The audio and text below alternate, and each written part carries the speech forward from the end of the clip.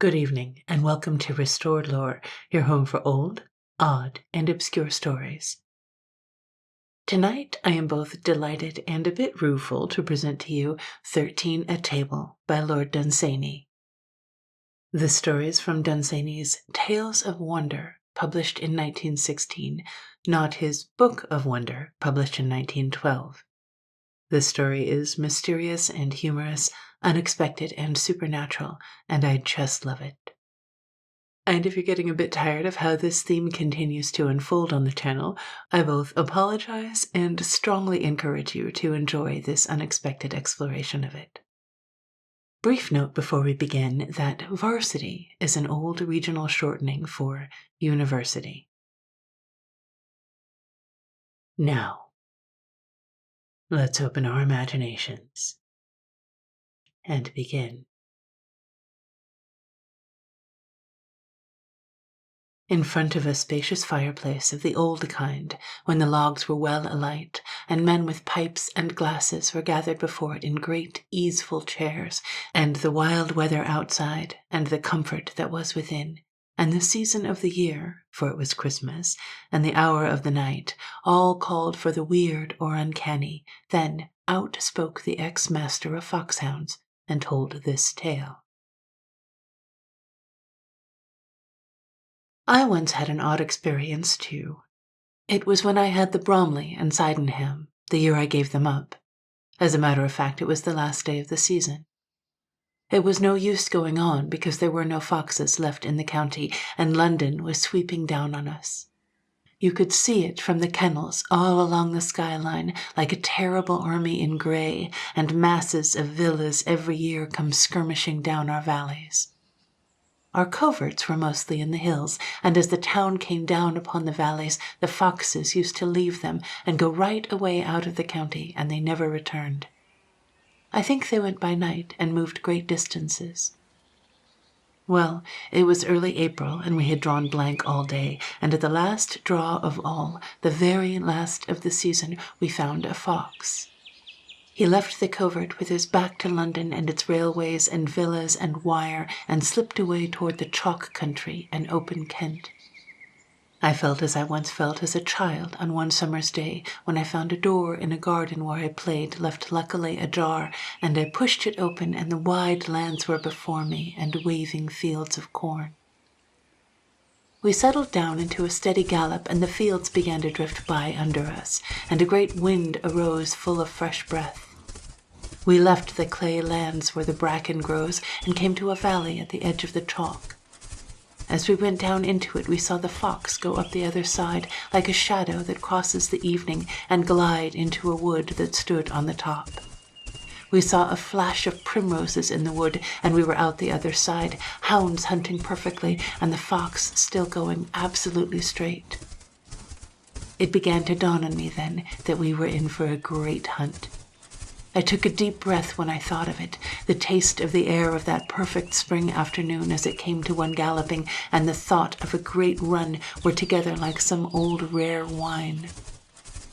Our faces now were to another valley. Large fields led down to it, with easy hedges. At the bottom of it a bright blue stream went singing, and a rambling village smoked. The sunlight on the opposite slopes danced like a fairy, and all along the top old woods were frowning, but they dreamed of spring. The field had fallen off and were far behind, and my only human companion was James, my old first whip, who had a hound's instinct and a personal animosity against a fox that even embittered his speech. Across the valley the fox went, straight as a railway line, and again we went without a check straight through the woods at the top. I remember hearing men sing or shout as they walked home from work, and sometimes children whistled. The sounds came up from the village to the woods at the top of the valley. After that we saw no more villages, but valley after valley arose and fell before us as though we were voyaging some strange and stormy sea. And all the way before us the fox went dead upwind like the fabulous Flying Dutchman. There was no one in sight now but my first whip and me. We had both of us got onto our second horses as we drew the last covert. 2 or 3 times we checked in those great lonely valleys beyond the village, but I began to have inspirations. I felt a strange certainty within me that this fox was going on straight upwind till he died, or until night came and we could hunt no longer. So I reversed ordinary methods and only cast straight ahead, and always we picked up the scent again at once.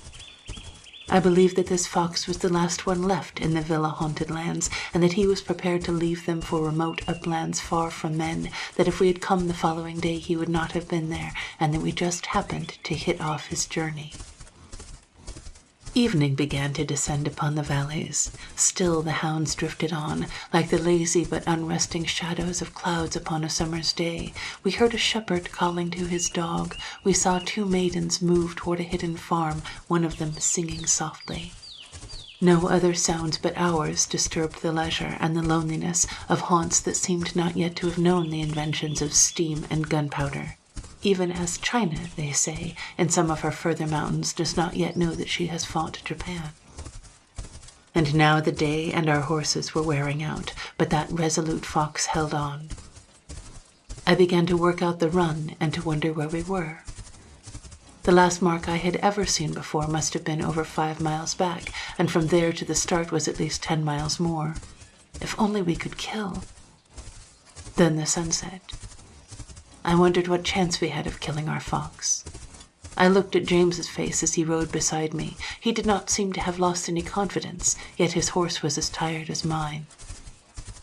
It was a good, clear twilight, and the scent was as strong as ever, and the fences were easy enough, but those valleys were terribly trying, and they still rolled on and on.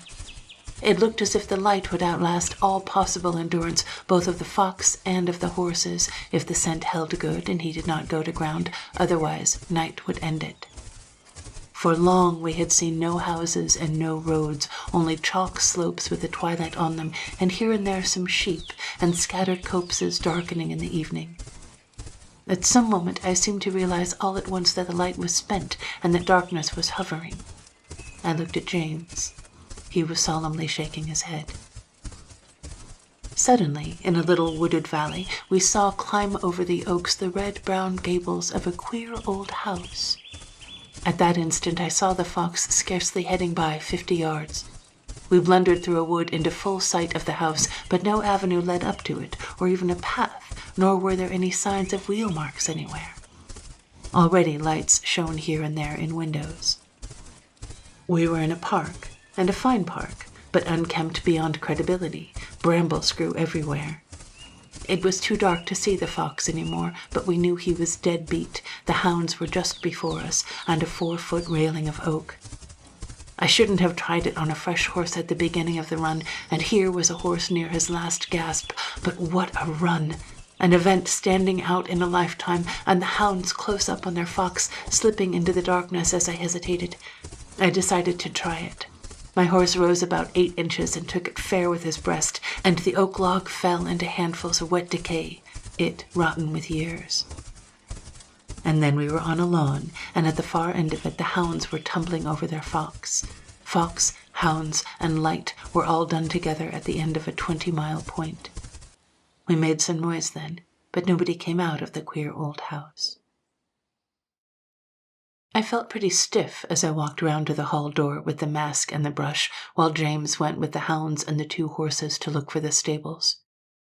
I rang a bell marvelously encrusted with rust, and after a long while the door opened a little way, revealing a hall with much old armor in it and the shabbiest butler that I have ever known. I asked him who lived there. Sir Richard Arlen. I explained that my horse could go no further that night, and that I wished to ask Sir Richard Arlen for a bed for the night. "Oh, no one ever comes here, sir," said the butler. I pointed out that I had come.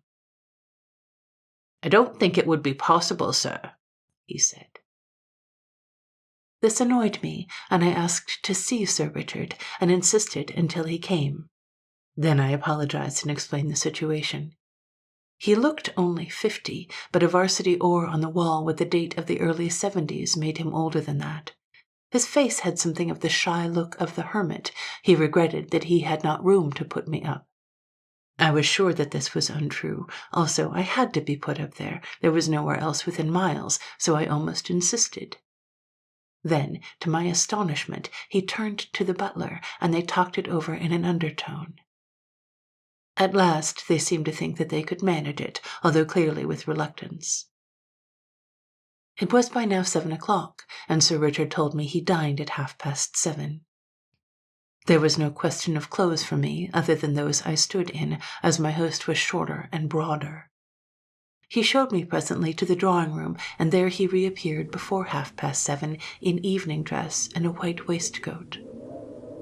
The drawing-room was large and contained old furniture, but it was rather worn and venerable. An Aubusson carpet flapped about the floor. The wind seemed momentarily to enter the room, and old draughts haunted corners. The stealthy feet of rats that were never at rest indicated the extent of the ruin that time had wrought in the wainscot. Somewhere far off, a shutter flapped to and fro. The guttering candles were insufficient to light so large a room. The gloom that these things suggested was quite in keeping with Sir Richard's first remark to me after he entered the room. "I must tell you, sir, that I have led a wicked life. Oh, a very wicked life." Such confidences from a man much older than oneself, after one has known him for half an hour, are so rare that any possible answer merely does not suggest itself. I said rather slowly, "Oh, really?" And, chiefly to forestall another such remark, I said, "What a charming house you have!" "Yes," he said, "I have not left it for nearly 40 years, since I left the varsity. One is young there, you know, and one has opportunities, but I make no excuses. No excuses." And the door, slipping its rusty latch, came drifting on the draught into the room, and the long carpet flapped and the hangings upon the walls, and then the draught fell rustling away and the door slammed to again. "Ah, Marianne," he said. "We have a guest tonight, Mr. Linton. This is Marianne Gibb." And everything became clear to me. Mad, I said to myself, for no one had entered the room. The rats ran up the length of the room behind the wainscot ceaselessly, and the wind unlatched the door again, and the folds of the carpet fluttered up to our feet and stopped there, for our weight held it down. "Let me introduce Mr. Linton," said my host. "Lady Mary Erringer." The door slammed back again. I bowed politely. Even had I been invited, I should have humored him, but it was the very least that an uninvited guest could do. This kind of thing happened 11 times, the rustling and the fluttering of the carpet, and the footsteps of the rats, and the restless door, and then the sad voice of my host introducing me to phantoms. Then for some while we waited while I struggled with the situation. Conversation flowed slowly. And again the draught came trailing up the room, while the flaring candles filled it with hurrying shadows. "Ah, late again, Cicely," said my host in his soft, mournful way. "Always late, Cicely." Then I went down to dinner with that man and his mind and the 12 phantoms that haunted it. I found a long table with fine old silver on it and places laid for 14. The butler was now in evening dress. There were fewer draughts in the dining room. The scene was less gloomy there. "Will you sit next to Rosalind at the other end?" Richard said to me. "She always takes the head of the table. I wronged her most of all." I said, "I shall be delighted." I looked at the butler closely, but never did I see by any expression of his face, or by anything that he did, any suggestion that he waited upon less than 14 people in the complete possession of all their faculties. Perhaps a dish appeared to be refused more often than taken, but every glass was equally filled with champagne. At first I found little to say, but when Sir Richard, speaking from the far end of the table, said, "You are tired, Mr. Linton," I was reminded that I owed something to a host upon whom I had forced myself.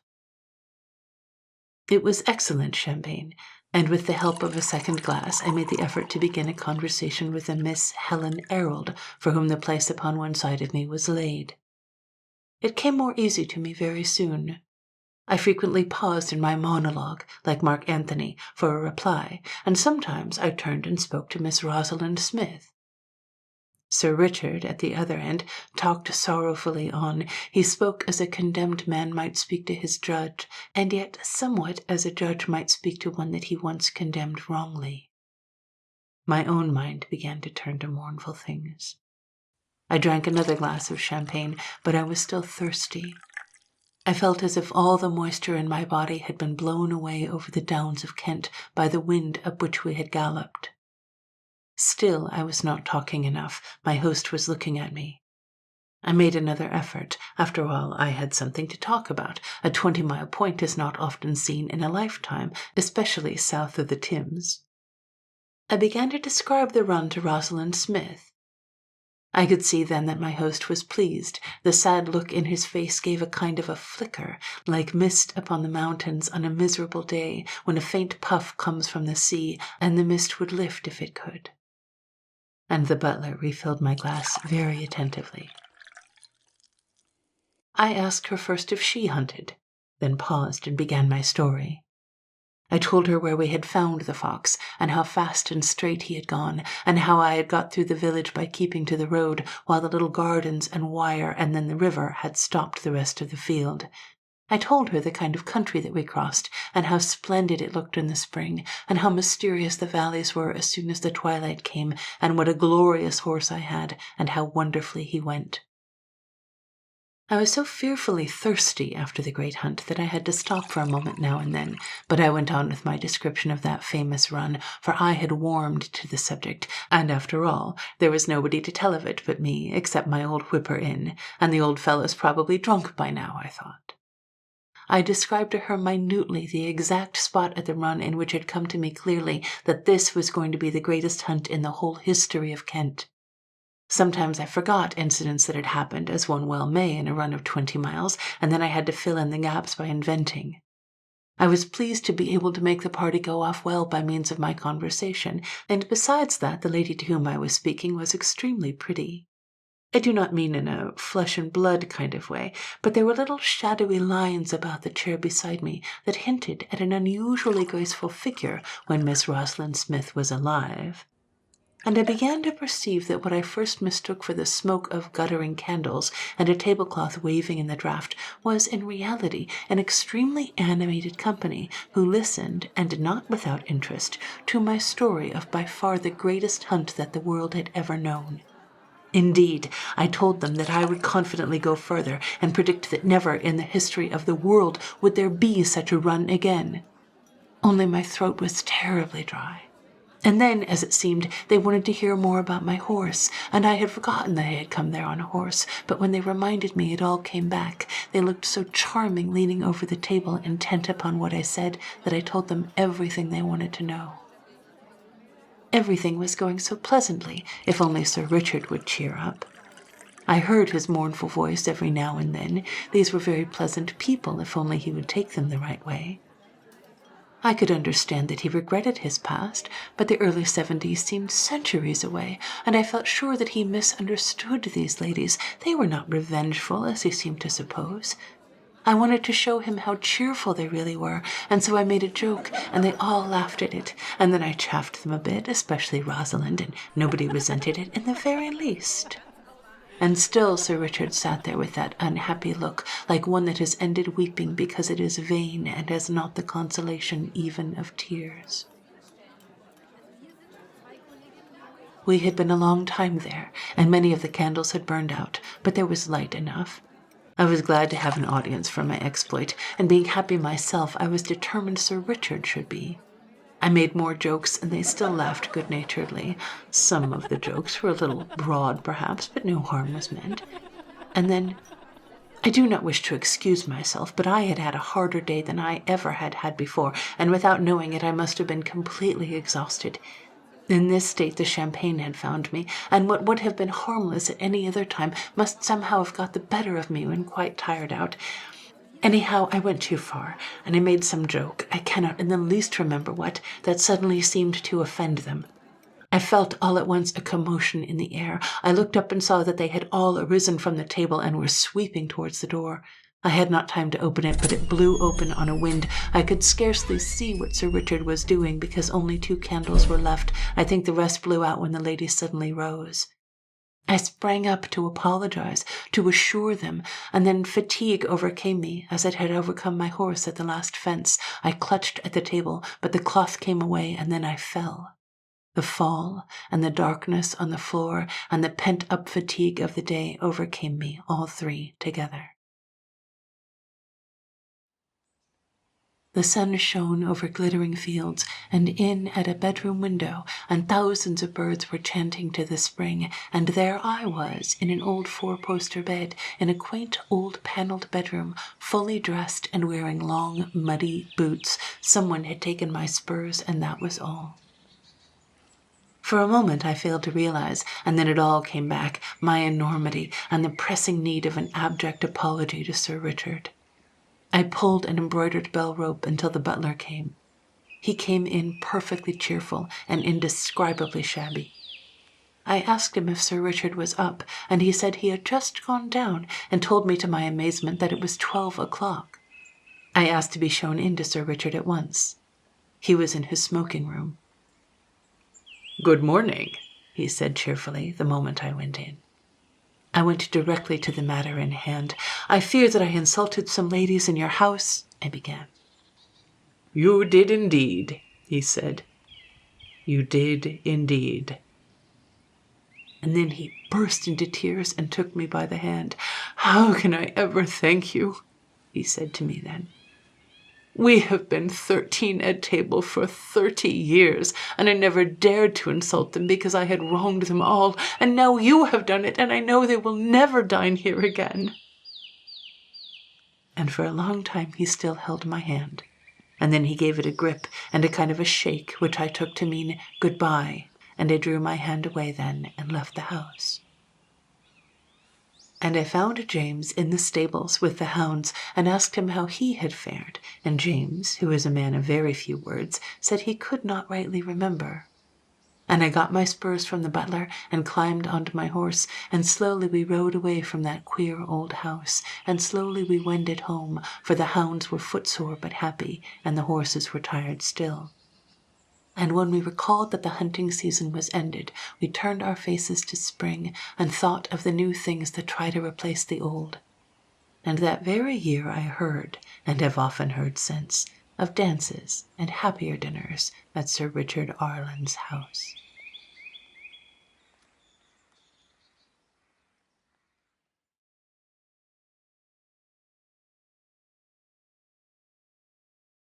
Isn't it wonderful?